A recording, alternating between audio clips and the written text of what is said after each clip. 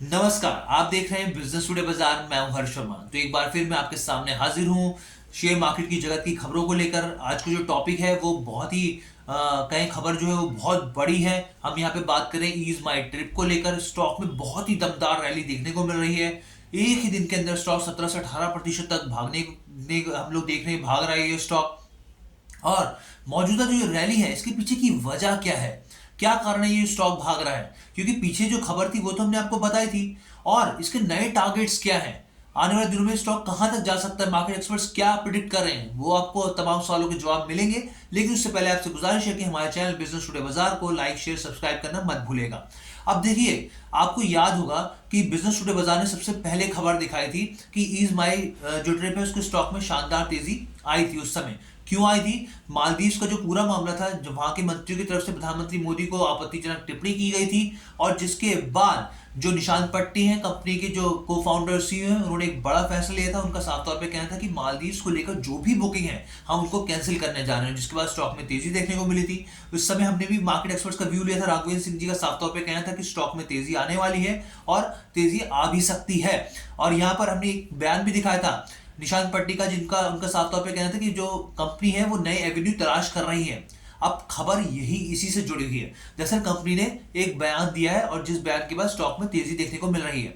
ये बयान क्या है? कंपनी दरअसल आप अगर इसके बिजनेस मॉडल को देखें तो टूर एंड ट्रैवल का के बिजनेस से ये कंपनी जुड़ी हुई है। लेकिन अब ये जो कंपनी है इंश्योरेंस सेक्टर में उतरने जा रही है। जी हाँ, कंपनी की तरफ से ये बताया गया है कि Ease My Trip Insurance Broker Private Limited, यानी कि ये जो इसकी सब्सिडी होगी, अब ये इंश्योरेंस का सेक्टर में उतरने जा रहे हैं। अब इसके पीछे की वजह क्या है? तो कंपनी की तरफ से बयान जारी करके बताया गया है कि जो बेसिकली ईज माई ट्रिप है, अब वो नए बिजनेस जो एवेन्यूज है उनको उनकी तरफ आगे बढ़ रही है। इससे कंपनी के ऑपरेशंस में बढ़ोतरी होगी और कंपनी को साफ तौर पे फायदा होगा। तो कंपनी की तरफ से बयान जारी करके ये भी कहा गया है कि ईज माई ट्रिप ग्राहकों की जरूरतों को पूरा करने के लिए स्पेशलाइज्ड प्रोडक्ट क्रिएट करने जा रही है, और जो इंश्योरेंस जो सेक्टर में अच्छी खासी जिसमें बढ़त हमें देखने को मिल सकती है। ये हमारा नया वेंचर होगा और इससे हमारी कंपनी को काफी मजबूती मिल सकती है।